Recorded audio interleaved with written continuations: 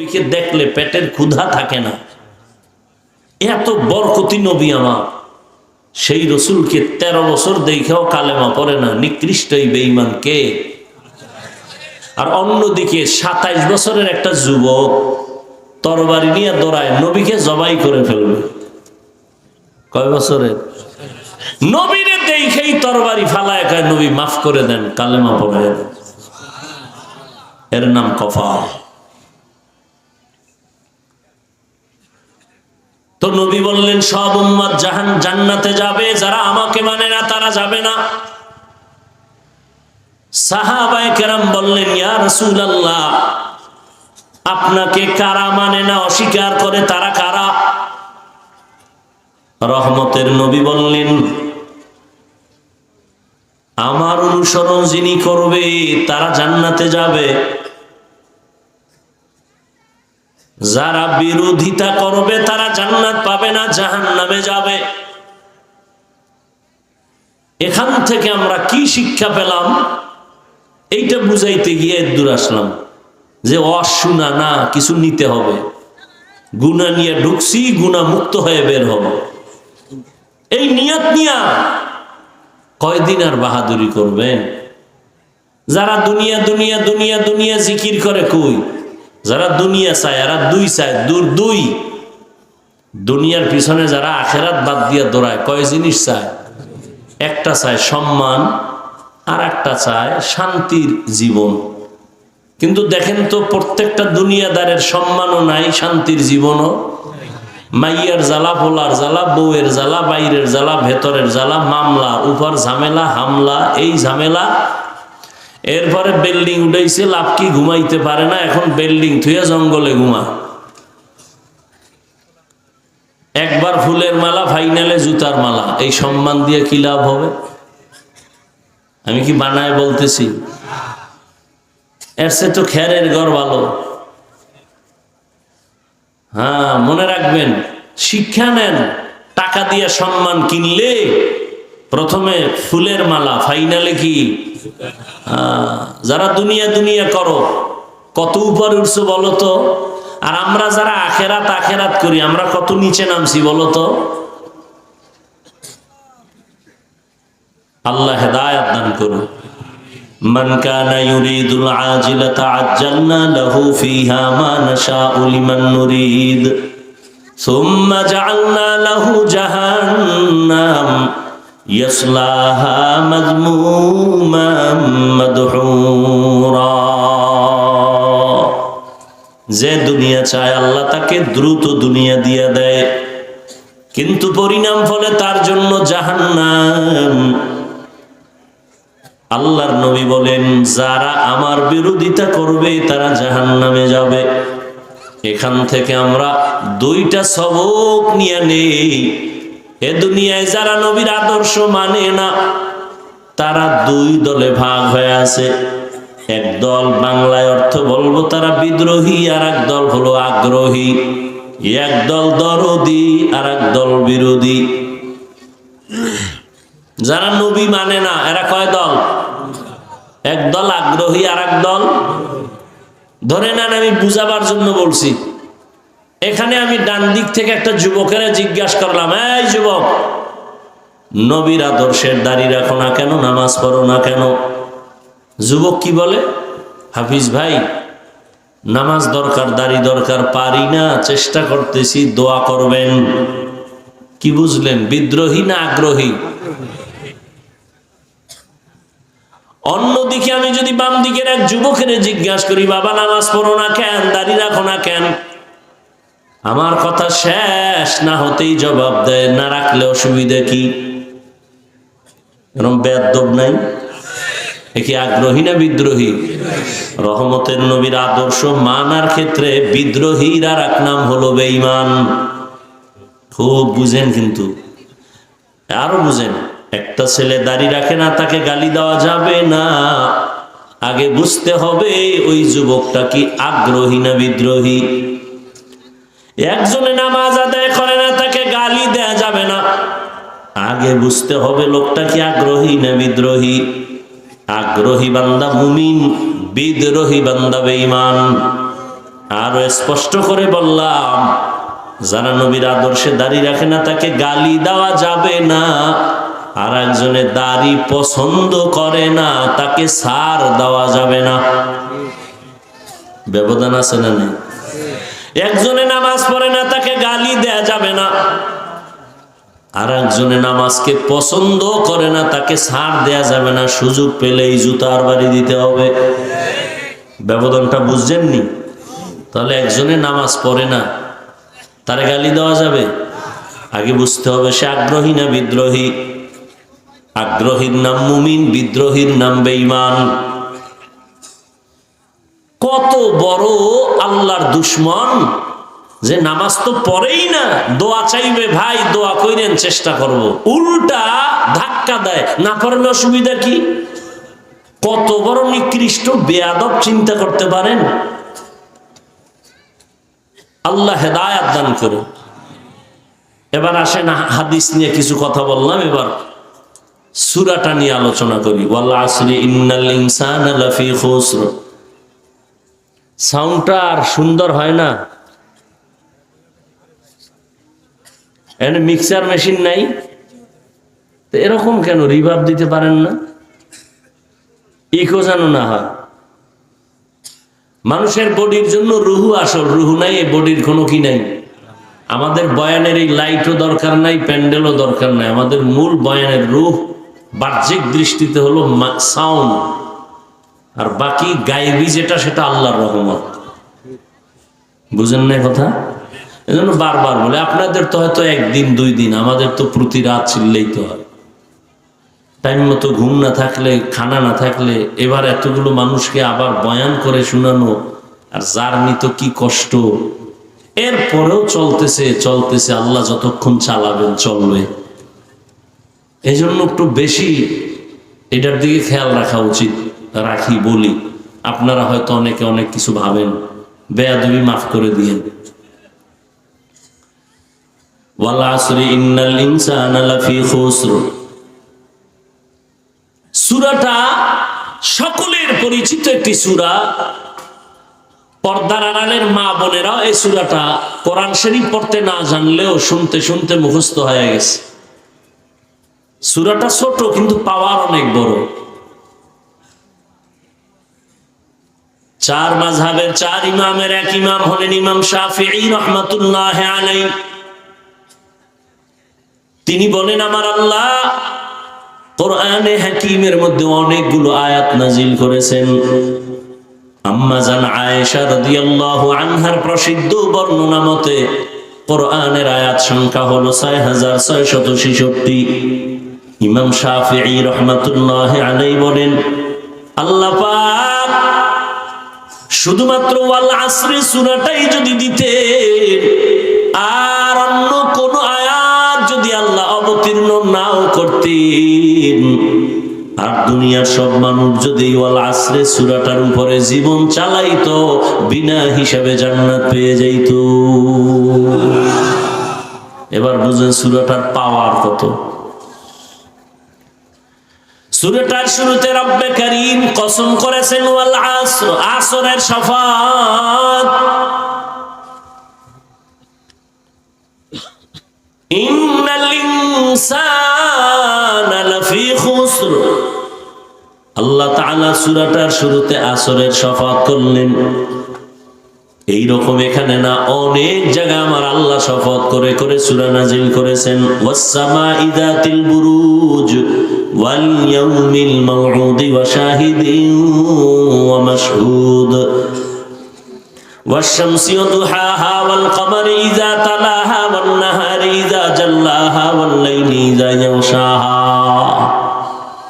والتين والزيتون وطور سينين وهذا البلد الأمين। বারবার আল্লাহ শপথ করেছেন।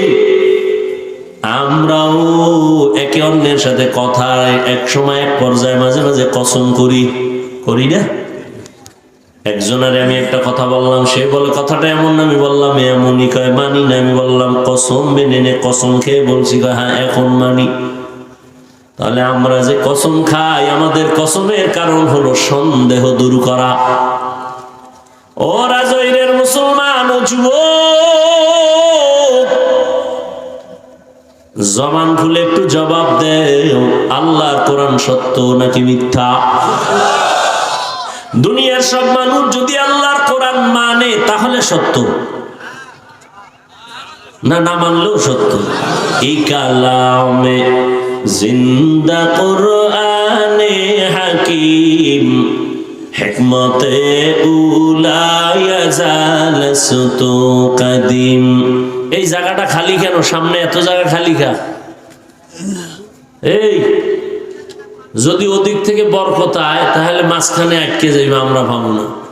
আর এদিক দিয়ে যদি বরকত শুরু হয় তাহলে ওদিকে পাইব না, মাঝখানে জায়গা খালি। এই বুদ্ধি দিছে কে তোমার? এনে ওগুলা দিয়ে মানুষ বসাইও, এই বরকত নষ্ট হয়, বুঝাইতে পারি না, যার মনে যা চায়। ওই যে বললাম না, বেশি কিছু বললে বলবে বক্তা বাদ দাও, আমগো যা করি এটা বাদ দেওয়া যাবে না। এ কথা কেউ বলবে? বলেন তো, এই মাঝখানে এটা ফাঁকা কেন? এই কোনো বক্তা বলবে? বক্তা অস করতে এসে অস করে চলে যাবে, এত টেনশনের টাইম কি? আর আমার তো মাথায় বাড়ি লেগে গেছে যে বরকত তো কমে যাব। আমার তো মাথার মধ্যে এটা ঢুকছে যে এত ফাঁকা তো রাখা যাবে না। এই এত ফাঁকা রাখে নামাজ হবে? কেন হবে না? কারণ নাই? বলেন না কেন কারণ নাই? তাহলে ওখানে কারণ থাকলে এখানে থাকবে না কেন? নামাজের কাতারে এত ফাঁকা হয়, তো এটাও তো একটা বরকতি মজলিস, এত ফাঁকা হবে কেন? বরং রসুলের সুন্নত কি, 3 জায়গায় ফাঁকা রাখবা না। কয় জায়গায়? 3 জায়গায়। নামাজের কাতারে আর দ্বীনি মজলিসে। শয়তান মাঝখানে জায়গা নেই, এই মাঝখানে তো শয়তান বয়ে রয়েছে। হয়তো ওদিকের বরকত হইলে আমরা পাবো না, এদিক দিয়ে শুরু হইলে আপনারা পাইবেন। কথা বুঝেননি? বেয়াদবি মাপ চাই ভাই, মুরব্বীরা আপনাদের দোয়া নিয়েই তো চলে। আমার তো আর এলেম কালাম কিচ্ছু নেই, তারপরও চাই যে আল্লাহর মহব্বত থেকে যেন আমরা কেউ বঞ্চিত না হই।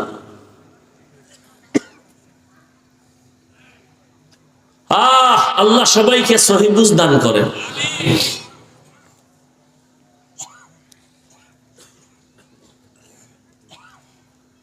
তো আল্লাহ পাক শপথ করলেন কেন? কোরআন তো সত্য, কেউ মানুক আর না মানুক, মানলেও সত্য না মানলেও সত্য। আল্লাহর কথা তো সবই সত্য। কসম কাটলেন কেন? আমরা কসম কাটি সন্দেহের জন্য, দূর করে দেই। আল্লাহর কোরআনে কি সন্দেহ আছে? তাহলে আল্লাহ কসম খাইলেন কেন? বারবার কসম খাইলেন। তিনের কসম, জাইতুনের কসম, তুরে সিনার কসম, নিরাপদ শহর মক্কা নগরীর কসম কেন খাইলেন? এর বিস্তারিত কথার সংক্ষিপ্ত জবাব হলো, আল্লাহর সব কথাই সত্য, গুরুত্বপূর্ণ, তবে কসমের কথাটা আরো গুরুত্বপূর্ণ বুঝাবার জন্য। 2 নাম্বার কথা হলো, আল্লাহ যেই জিনিসের উপর কসম করবেন ওই জিনিসটা অনেক দামি, এটা বুঝাবার জন্য। যেমন ওয়াল আসর, আসরের শপথ করলেন, আসর বড় দামি একটা সম্পদ। আসমানের কসম করেছেন, আসমান বড় একটা অমূল্য সম্পদ। জমিনের কসম খেয়েছেন, জমিন বড় দামি একটা সম্পদ। সূর্যের কসম খেয়েছেন, সূর্য বড় দামি একটা সম্পদ। দুনিয়ার বড় বড় বড় বড় বেঈমান ওই সূর্য দেখা চিন্তা করে করে কালেমার পতাকায় ঢুকছি। এত বিশাল সূর্য কে বানাইলেন? এটা কেমনে চলে? সকালে ঘুরতেছে ঘুরতেছে ঘুরতেছে, আবার সারা দুনিয়ার মানুষের আলো দিয়া আবার জাগায় সকালে সেই সূর্য হাজির। আল্লাহ তাআলার এগুলো এক একটা নিদর্শন। আসমান একটা নিদর্শন। এই প্যান্ডেল টানাইতে কত পরিমাণ খুঁটি, আরো পারলে ডেকোরেটর ওয়ালারা আরো খুঁটি দিতে চায়। এই প্যান্ডেলে এতগুলো খুঁটি যদি দেওয়া লাগে, আল্লাহর আসমান 7টা আল্লাহ টানায় রাখছেন, কোনো খুঁটির কোনো প্রয়োজন হলো না। নিচের থেকে খুঁটি নাই, উপর থেকে রশির কোনো টানাও নাই। এগুলো জ্ঞানী যারা ভাবতে থাকবে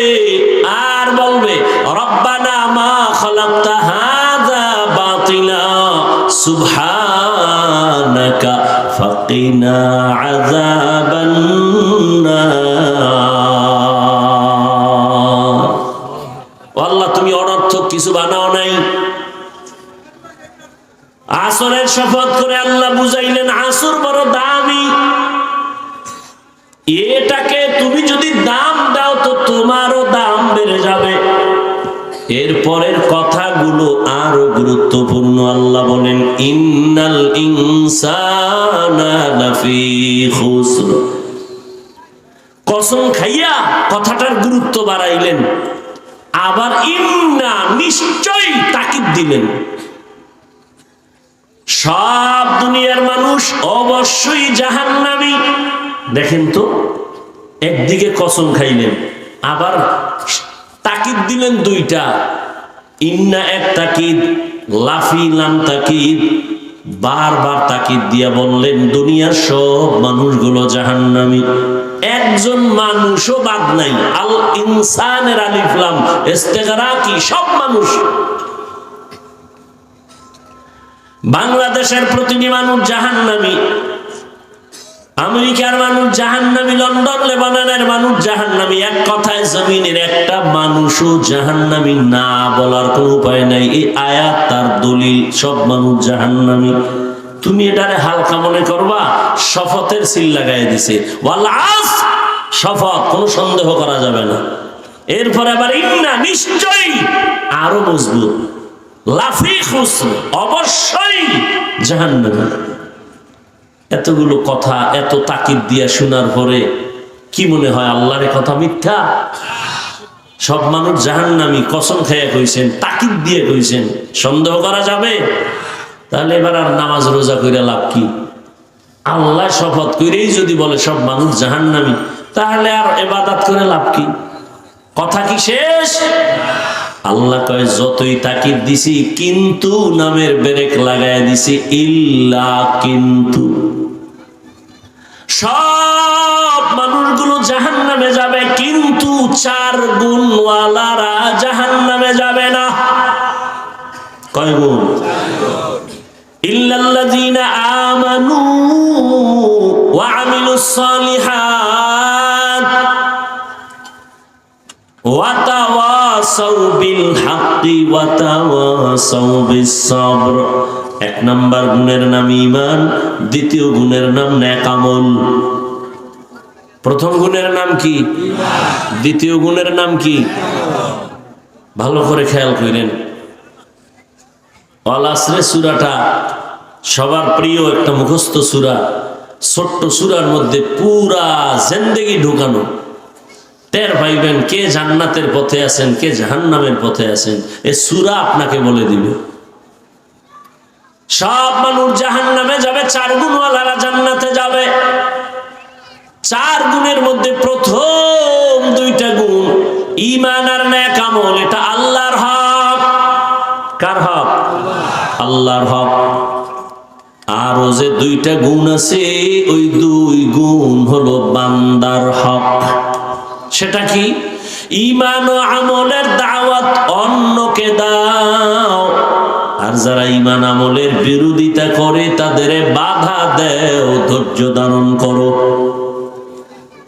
এখান থেকে কি বুঝলাম? ঈমান আর আমল আল্লাহর হক, অন্যরে দাওয়াত দেওয়া। বাংলায় বলে সৎ কাজের আদেশ দাও, অসৎ কাজে বাধা দাও। এই 2টা গুণ হলো বান্দার হক। আপনারা শুনছেন আগেও, আল্লাহর হক যদি বান্দা ত্রুটি করো আদায় করতে আল্লাহ ক্ষমা করে দিবেন, কিন্তু বান্দার হক বান্দা যদি ক্ষমা না দেয় আল্লাহ ক্ষমা দিবেন না। তাহলে যারা আমরা ঈমানওয়ালা, আমলওয়ালা, আমাদের মাত্র আল্লাহর হক আদায়ের পথে আমরা আছি। ঈমান আছে, আমল আছে, মাত্র আল্লাহর হক আদায়ের পথে আছি। কিন্তু জান্নাত পাওয়ার জন্য 4 গুণ লাগবে, আর 2টা গুণ হলো বান্দার হক। ঈমান আমল আমি একা আনলে হবে না, অন্যরে দাওয়াত দেওয়া লাগবে। ঈমান আমলের দাওয়াত, যারা বিরোধিতা করবে বাধা দেওয়া লাগবে। অতএব যারা শুধু ঈমান আনছি, নেক আমল করি, জিকির করি, তাহাজ্জুদ পড়ি, পীরের কাছে যাই, তাবলীগে যাই, এখনো কিন্তু জান্নাত রেডি না। বান্দার হক আরো 2টা গুণ আছে, আদায় করছেন কিনা হিসাব মিলান। আল্লাহর হক আদায় যদি ত্রুটি থাকে আল্লাহ ক্ষমা দিবেন। বান্দার হক যদি ত্রুটি থাকে, বান্দা ক্ষমা না দিলে আল্লাহ দিবেন না। যেমন আমি শুরুতে একটু আওয়াজ দিছিলাম, এবার বলি, অন্যরে দাওয়াত দেওয়া, অন্যকে, অন্যের জবাব আল্লাহ কোরআনে বলেন, ইয়া আইয়ুহাল্লাযীনা আমানু কু আনফুসাকুম ওয়া আহলিকুম নারা ওয়াকুদুহান নাসু ওয়াল হিজারা আলাইহা মালাইকাতুন গিলাদুন শিদাদুন লা ইয়াসুনাল্লাহা মা আমারাহুম ওয়া ইয়াফআলুনা মা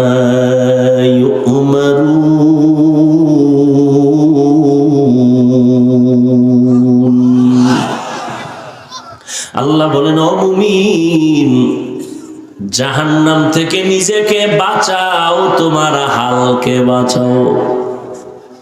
প্রত্যেক মা বাবার জন্য আহাল তার সন্তান, স্বামীর জন্য আহাল তার স্ত্রী, শিক্ষকের জন্য আহাল তার ছাত্র, ইমাম ও খতিবের জন্য আহাল মসজিদের মুসল্লি, ওয়ার্ডের মানুষ, মেম্বারের আহাল, চেয়ারম্যানের আহাল, ইউনিয়নের মানুষ, সরকারের আহাল গোটা দেশবাসী, ওলামায়ে কেরামের আহাল গোটা দুনিয়ার মুসলমান উম্মত।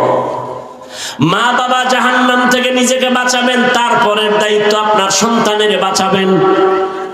স্বামী, আপনি জাহান্নামের আগুন থেকে নিজেকে বাঁচাবেন, তারপরের দায়িত্ব স্ত্রীকে বাঁচাবেন। শিক্ষক, জাহান্নামের আগুন থেকে নিজেকে বাঁচাবেন, তারপরে দায়িত্ব আপনার আহাল ছাত্রকে জাহান্নামের আগুন থেকে বাঁচাবেন। ইমাম খতিব সাহেব, জাহান্নামের আগুন থেকে আগে নিজেকে বাঁচাবেন, দ্বিতীয় দায়িত্ব আপনার আহাল মুসল্লিদেরকে জাহান্নামের আগুন থেকে বাঁচাবেন। এবার অন্য মানে আহাল, মা বাবার আহাল সন্তান। ও মা বাবা, আপনি নামাজ পড়েননি, রোজা রাখেননি, পর্দা করেননি, এটা আল্লাহর হক। এরপরে আপনার সন্তান, এরা যারা, এদের নামাজের দাওয়াত দিছেননি। নিজে পর্দা করেন, সন্তান পর্দা করে কিনা খবর নিছেননি। কিয়ামতের দিন আল্লাহ সন্তানদের ডাকবেন আর জিজ্ঞাসা করবেন, এই সন্তান, নামাজ পড়ছনি? বলে পড়ি নাই। রোজা রাখছনি? বলে রাখি নাই। কেন? এবার সন্তান বলবে, আমার কোনো দোষ নাই, আমি দুধের দোয়া। তো সমস্যা কি? আমার আব্বা আম্মা সব ঝামেলা। তাই বলে, হ্যাঁ, দলিল কোরআনের আয়াত, সূরা আহজাব ৬৭ নম্বর আয়াত। সন্তান বলবে, রব্বানা ইন্না আতা'না সাদাতানা ওয়া কুবারানা ফাআদাল্লুনাস সাবিলা।